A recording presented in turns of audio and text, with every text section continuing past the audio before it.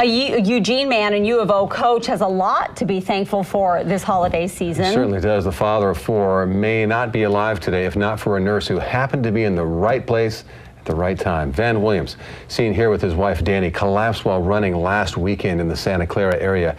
For 8 minutes, he says he was lying on the road without a pulse. KZI 9 News anchor Brian Richardson's here now with the rest of his amazing story. Brian. Man Renee Van Williams is now back home and starting to share his story. When talking with the assistant golf coach, it's hard to really grasp the immediacy of what happened to him just days ago. But his love for his family and faith are quickly spreading. Give me 5.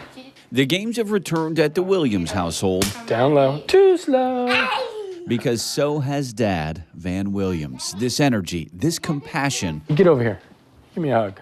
Almost never made it through Thanksgiving weekend. Van went to meet up with his wife Danny Sunday for a run on Hunsaker Lane. Danny says her phone started ringing during that run, but it wasn't her husband on the other end.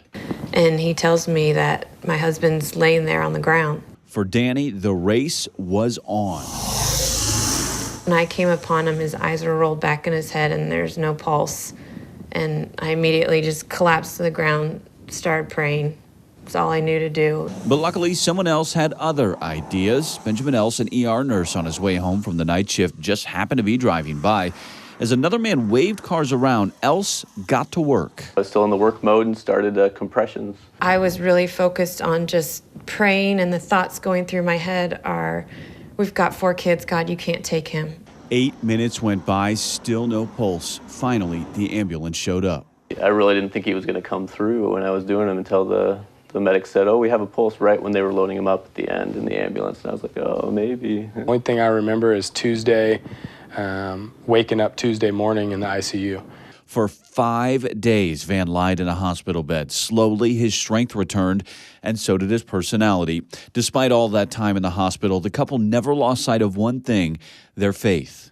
It was never a, why did this happen? Or it was, hey, God, I trust you. You have a perfect plan. Thanks for coming over. A plan that included some unexpected help.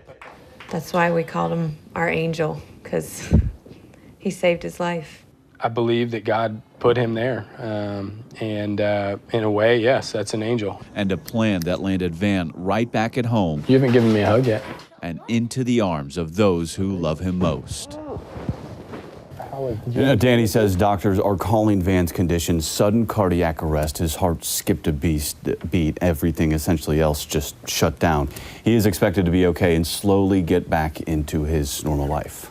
If ever a family story endorsed the importance of knowing CPR, that's it. That's exactly what Else said. He said that's the reason why everybody needs to go out and learn CPR just for instances like this. All right, great story. Thank you very much, Brian.